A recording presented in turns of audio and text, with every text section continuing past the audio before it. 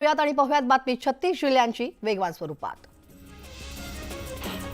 मुख्यमंत्री एकनाथ शिंदे आणि उपमुख्यमंत्री देवेंद्र फडणवीस, उपमुख्यमंत्री अजित पवार आणि महसूल मंत्री राधाकृष्ण विखे पाटील आज संध्याकाळी दिल्लीला जाण्याची शक्यता आहे। केंद्रीय गृहमंत्री आणि सहकार मंत्री अमित शहा यांच्याशी इथेनॉल धोरण संदर्भात चर्चा करणार असल्याची माहिती मिळते आहे। जळगाव जिल्ह्यात थंडी वाढल्यानं गहू आणि हरभऱ्यासाठी पोषक वातावरण निर्माण झालंय। गेल्या 15 आठवड्यात पिकांवर रोगाचा प्रादुर्भाव झाला होता, मात्र आता कडाक्याची थंडी वाढल्यानं पिकांवरील रोगाचा प्रादुर्भाव कमी झालाय। दरम्यान गव्हासाठी पोषक वातावरण निर्माण झाल्यानं गव्हाचं क्षेत्र वाढलंय। अहमदनगर जिल्ह्यातील शनी शिंगणापूर विश्वस्त मंडळानं 1800 जणांची केलेली नोकर भरती आणि इतर भ्रष्टाचाराच्या आरोपांमुळे विश्वस्त मंडळ वादाच्या भोवऱ्याचा पडलाय। दरम्यान शनी शिंगणापूर देवस्थानची उच्चस्तरीय चौकशी होणार आहे आणि विश्वस्तांनी केलेल्या कथित भरती प्रकरणी चौकशी केली जाणार आहे। अजित पवारांनी पीएचडीवरून केलेल्या वक्तव्याचा पुण्यात शरद पवार गटाच्या वतीने निषेध करण्यात आलाय। राष्ट्रवादी युवक काँग्रेसच्या पदाधिकाऱ्यांनी महाविद्यालयासमोर दिवे लावून आंदोलन करत जोरदार घोषणाबाजी केली। गडचिरोलीत माओवाद्यांनी धुमाकूळ घातलाय। भामरागड तालुक्यात माओवाद्यांकडून वाहनांची जाळपोळ करण्यात आली आहे। हिदूर आणि दोबूर पोयारकोटी रस्त्याचं काम सुरू असताना माओवाद्यांनी एका जेसीबीसह ट्रॅक्टर पेटवण्याचा प्रयत्न केला। यात जेसीबी जळून खाक झालाय तर ट्रॅक्टरचा काही भाग जळालाय। यात कंत्राटदाराचं 25 ते 30 लाख रुपयांचं नुकसान झालंय। कोल्हापुरात पैशाच्या वादातून तरुणांच्या टोळक्यानं पोलिसाला मारहाण केल्याचा प्रकार घडलेला आहे आणि या मारहाणीत पोलिसासह पेट्रोल पंपावरील कर्मचारी देखील जखमी झालेला आहे। या प्रकरणी चौघांना अटक करण्यात आली आहे आणि आणखी 4 जणांचा शोध सुरू आहे। सातारा जिल्ह्यातील जुहे कटापूर योजनेच्या उद्घाटनासाठी पंतप्रधान नरेंद्र मोदी यांनी भेटून खासदार रणजित नाईक निंबाळकर आणि खासदार उदयनराजे भोसले यांनी त्यांना निमंत्रण दिलेलं आहे। नवी दिल्ली येथे त्यांनी पंतप्रधान नरेंद्र मोदींची भेट घेतली आहे आणि यावेळी मराठा आरक्षण आणि धनगर आरक्षणाच्या मुद्द्यावरती देखील चर्चा करण्यात आली। मराठा आरक्षणासाठी राज्यातील जनतेच्या भावना उदयनराजे भोसले यांनी पंतप्रधान नरेंद्र मोदी यांच्यासमोर मांडल्यात। मराठा आरक्षण विषय गुंतागुंतीचा होत चाललाय। गरजू मराठा आणि धनगर समाजाला हक्क मिळवून देणं आणि त्यासाठी कोणाच्याही हक्कांवरती गदा येऊ न देणं ही प्राथमिकता असायला हवी असं मत उदयनराजे भोसले यांनी व्यक्त केलं। राज्यभरात प्रत्येक होर्डिंगवर क्यूआर कोड लावण्याचे उच्च न्यायालयानं आदेश दिलेले आहेत। होर्डिंगसाठी सर्व पालिकांच्या हद्दीत विशिष्ट जागा निश्चित करा असे आदेश देण्यात आले आहेत। हायकोर्टानं राज्य सरकारसह महापालिकांना निर्देश दिलेले आहेत। 31 जानेवारीला हायकोर्ट पुन्हा आढावा घेणार आहे। गेल्या काही वर्षात राज्यभरात अनधिकृत शाळांचा गंभीर प्रश्न निर्माण झाला। याच पार्श्वभूमीवर शिक्षण विभागानं महत्त्वाचा निर्णय घेतलाय। राज्यातील कोणत्याही भागात नवीन अनधिकृत शाळा सुरू झाल्यास संबंधित शिक्षणाधिकाऱ्यांना व्यक्तिशः जबाबदार धरलं जाणार आहे। तसंच त्यांच्यावर शिस्तभंगाची कारवाई करण्यात येणार आहे। सोलापुरातील अक्षता सोहळ्याचं पंतप्रधान मोदींना निमंत्रण देण्यात आलं आहे। 14 जानेवारीला ग्रामदैवत सिद्धरामेश्वर गड्डा या यात्रेदरम्यान सोलापूर दौऱ्यावरती पंतप्रधान मोदी यावेत अशी विनंती करण्यात आलेली आहे आणि खासदार जय सिद्धेश्वर शिवाचार्य महास्वामी यांनी पंतप्रधान कार्यालयात भेट घेऊन निमंत्रण देखील दिलं। यावेळी त्यांनी मोदींचा सत्कार देखील केला। भारतामध्ये JN1 या कोरोनाच्या नव्या व्हेरियंटचे रुग्ण सापडल्यानं खळबळ उडालेली आहे। कोरोनाच्या पार्श्वभूमीवर देशभरात भीतीचं वातावरण निर्माण झालंय। त्यामुळे आरोग्य विभागानं योग्य ती काळजी घेत सर्व जिल्ह्यांना दक्षता घेण्याचे आदेश दिलेत। तसंच श्वसनासंदर्भातील आजारांचं संक्रमण होत असलेल्या रुग्णांचे अधिक सक्षमपणे सर्वेक्षण करण्यासाठीच्या सूचना देत कोरोना चाचण्या वाढवण्याचे निर्देश देण्यात आले। 23 डिसेंबर रोजी बीड इथं होणाऱ्या जरांगेंच्या इशारा सभेच्या पार्श्वभूमीवर वाहतुकीत मोठा बदल करण्यात आलाय। वाहतूक कोंडी होऊ नये यासाठी गेवराई ते मांजरसुंबा आणि तेलगाव ते बीड या मार्गावरील वाहतूक पर्यायी मार्गाने वळवण्यात आली आहे। मंत्री छगन भुजबळांविरोधात मराठा समाज चांगलाच आक्रमक झालेला आहे। कोल्हापुरात भुजबळांविरोधात आजही ठिकठिकाणी आंदोलनं सुरू आहेत। सकल मराठा समाजाच्या वतीनं दसरा चौकात पोस्टर लावून भुजबळांचा निषेध करण्यात आला, तर छगन भुजबळांनी मराठा समाजाबद्दल वक्तव्य करू नये, अन्यथा अशाच पद्धतीनं आंदोलन सुरू राहील असा इशारा सकल मराठा समाजाकडून देण्यात आला आहे। छगन भुजबळांनी मनोज जरांगे पाटलांवरती पुन्हा एकदा टीकास्त्र सोडलं होतं। नोंदी संदर्भात तपासलेल्या कागदपत्रांच्या मुद्द्यावरून प्रश्न उपस्थित करून राज्याची लोकसंख्या 12 कोटी असताना 15 कोटी कागदपत्र कुठून आणली असा सवाल भुजबळांनी उपस्थित केला होता आणि भुजबळांच्या या टीकेला आता जरांगेंनीही प्रत्युत्तर दिलंय। धुळ्यात खरीप पिकांबरोबर फळबागांना अवकाळी पावसाचा फटका बसलाय। पिकासाठी पोषक वातावरण नसल्यानं उत्पन्नात घट झालेली आहे। अशातच अवकाळी पावसानं पिकांचं नुकसान झाल्यानं शेतकरी आर्थिक संकटात सापडलाय। अहमदनगरमधील कृषी उत्पन्न बाजार समिती परिसरात असलेल्या जागेवरील अवैध बांधकाम पाडण्याचे आदेश कोर्टाने दिलेत आणि या संदर्भात व्यापाऱ्यांनी केलेली याचिका सुप्रीम कोर्टाने फेटाळलेली आहे। कृषी उत्पन्न बाजार समिती बाहेर असलेल्या अवैध बांधकामांवरती आता कारवाई केली जाणार आहे। नरेंद्र दाभोलकर हत्या प्रकरणी 2 नवे साक्षीदार समोर आलेले आहेत। अंधश्रद्धा निर्मूलन संघर्ष समितीचे नरेंद्र दाभोलकर यांच्या हत्येप्रकरणी बचाव पक्षातर्फे 2 नव्या साक्षीदारांची नावं कोर्टात सादर करण्यात आली आहेत। पुढील सुनावणीवेळी दोन्ही साक्षीदारांना हजर राहण्याचे आदेश कोर्टाने दिलेत। दाभोलकर प्रकरणी पुढील सुनावणी 5 जानेवारीला होणार आहे।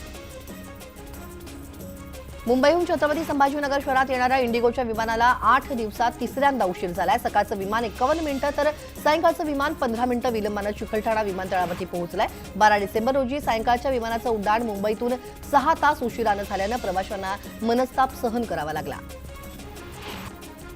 धाराशिवमध्ये आठवडी बाजारात भाजीपाल्याचे भाव गगनाला भिडल्याचं पाहायला मिळालं। गेल्या अनेक दिवसांपासून ढगाळ वातावरण कायम असल्यानं याचा फटका पिकांवरती होतोय आणि अशातच वांगी 100 रुपये किलो तर शेवळ्याची शेंग ही 150 रुपये किलोवरती गेली आहे। त्यामुळे भाज्या खरेदी करताना ग्राहकांना आर्थिक फटका बसतोय।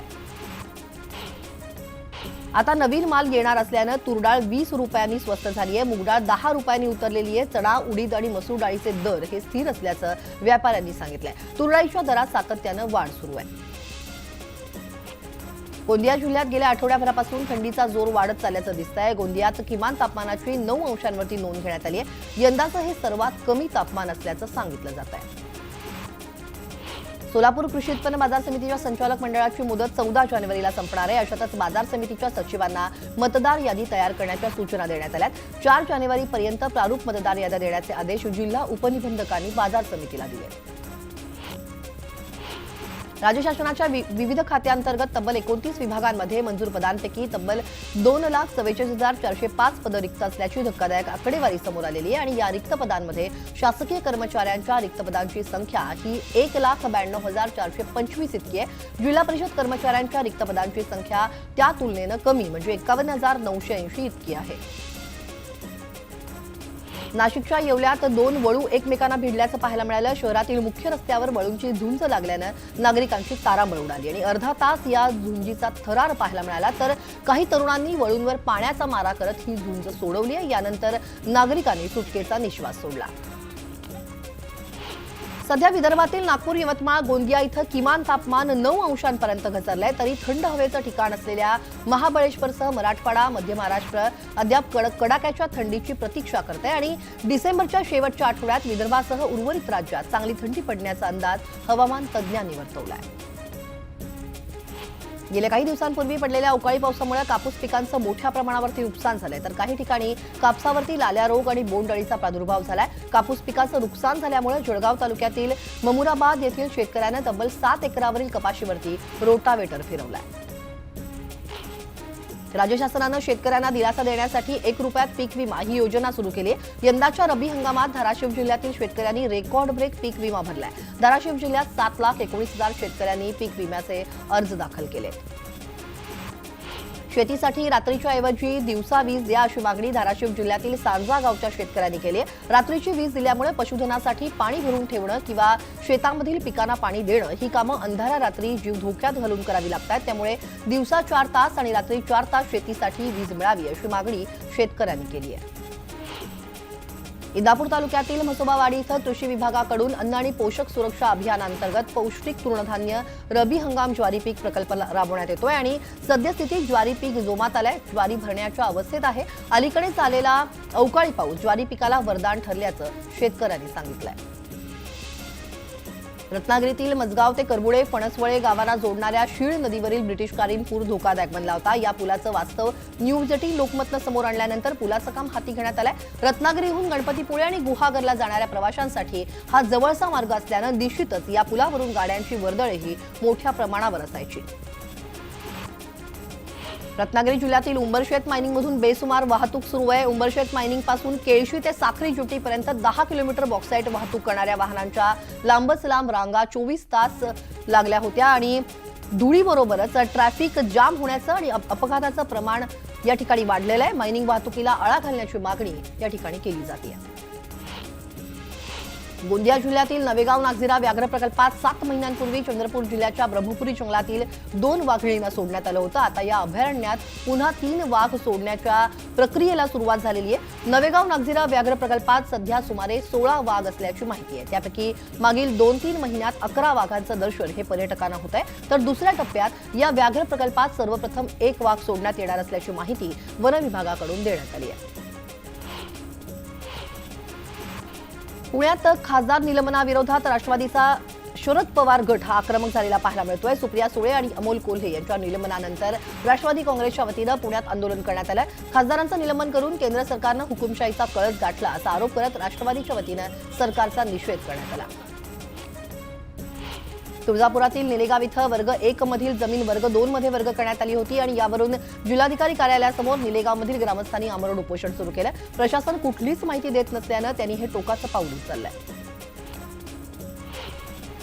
विविध मागण्यांना घेऊन सरपंचांनी ग्रामसेवकांनी राज्यस्तरीय आंदोलन सुरू केलंय. त्यामुळे जिल्ह्यातील 548 ग्रामपंचायतींना 18 डिसेंबर रोजी टाळ ठोकण्यात आलं. आजही हे आंदोलन सुरूच राहणार आहे. त्यामुळे ग्रामपंचायतीतील कामांना ब्रेक लागलाय. जेजे रुग्णालयातील त्वचारोग विभागाचे प्रमुख डॉक्टर महेंद्र कुरा हे मानसिक छळ आणि धमकी देत असल्याचा आरोप करत त्वचारोग विभागातील निवासी डॉक्टरांनी सोमवारपासून सामूहिक रजा आंदोलन पुकारलंय. त्यांच्या या आंदोलनाला माड संघटनेच्या जेजे रुग्णालयातील सर्व निवासी डॉक्टरांनी पाठिंबा दिलाय. डॉक्टर कुरा यांना पदावरून हटवावं, अन्यथा 21 डिसेंबरपासून अनिश्चित काळासाठी संप पुकारण्यात येईल असा इशारा निवासी डॉक्टरांनी दिलेला आहे.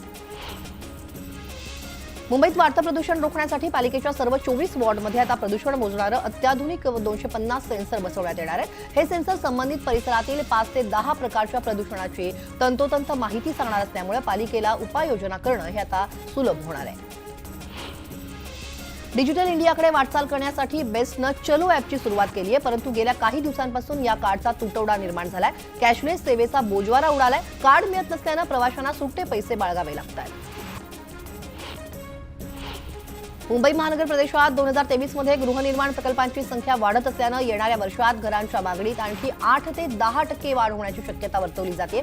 देशातील 7 महत्त्वाच्या शहरातील सर्वात मोठा रहिवासी घरांचं मार्केट आहे. त्यामुळे एकूण रहिवासी घरांच्या विक्रीत 25% वाटा या प्रदेशाचा आहे आणि यावर्षी नोव्हेंबर महिन्यात सर्वाधिक 11,000 घरांची विक्री झाली होती. गुगलच्या वेअर इज माय ट्रेन या ॲपवरती आता मुंबई लोकलची रिअल टाईम माहिती मिळू लागली आहे. गुगल मॅप उघडताच आपण वाट पाहत असलेल्या लोकल गाडीचं लोकेशन, स्थानकांचं वैशिष्ट्य, प्लॅटफॉर्म क्रमांक आणि इतर महत्त्वपूर्ण माहिती मिळते. वेअर इज माय ट्रेन असंच या ॲपचं नाव गुगलने दिलेलं आहे आणि प्रत्येक महिन्याला 8 कोटीपेक्षा जास्त लोक where is my train app वापरतात. रेल्वे स्थानकातील कुली आणि प्रवासी यांच्यातील संवाद सुधारण्यासाठी पश्चिम रेल्वेच्या मुंबई विभागानं एक अनोखा उपक्रम राबवायला सुरुवात केली आहे. कुलीनं सेवा दिल्यानंतर त्यांच्या सेवेबाबत प्रवाशांकडून फीडबॅक फॉर्म भरून घेण्यात येतोय आणि या फीडबॅक फॉर्मद्वारे प्रत्येक महिन्याला कुली नंबर 1 निवडण्यात येणार आहे. पावसाळ्यात पश्चिम उपनगरात विशेष करून वांद्रे पश्चिम, गोरेगाव पूर्व आणि पश्चिम, मलाड पश्चिम तसंच बोरिवली पश्चिम परिसरातील सखल भागात पाणी साचत आहे. त्यामुळे काही ठिकाणी पूरसदृश्य परिस्थिती निर्माण होते. यावरती कायमस्वरूपी उपाय करण्यासाठी काही नाल्यांचं रुंदीकरण, खोलीकरण देखील केलं जाणार आहे आणि पर्जन्य जलवाहिन्यांचा विस्तार तसंच बॉक्स रचना असलेल्या आरसीसी पद्धतीच्या नाल्यांचं बांधकाम केलं जाणार आहे. मध्य रेल्वेनं मुंबईतील वेगवेगळ्या आस्थापनांनी आपल्या कार्यालयातील कर्मचाऱ्यांच्या कामाच्या वेळेत बदल करावा असं आवाहन केलं होतं आणि त्यानुसार गेल्या 1.5 महिन्यात 10 आस्थापनांनी आपल्या कर्मचाऱ्यांच्या कामाची वेळ बदलली आहे. त्याबाबतचं पत्र मध्य रेल्वेला त्यांनी दिलंय आणि रेल्वेनं कार्यालयातील, कारखान्यातील कर्मचाऱ्यांच्या वेळेत काहीसा बदल करावा अशी विनंती करणारं पत्र संबंधित आस्थापनांना नोव्हेंबर महिन्यात पाठवलं होतं. नोव्हेंबर महिन्यात कोकण रेल्वे मार्गावरती 7,013 विनातिकीट प्रवाशांवरती कारवाई केली गेली आहे. या कारवाईत प्रवाशांकडून 2,05,52,000 रुपयांचा दंड वसूल करण्यात आलाय. कोकण रेल्वे मार्गावरून कोकण आणि गोव्याला जाणाऱ्या प्रवाशांची गर्दी ही सर्वाधिक असते.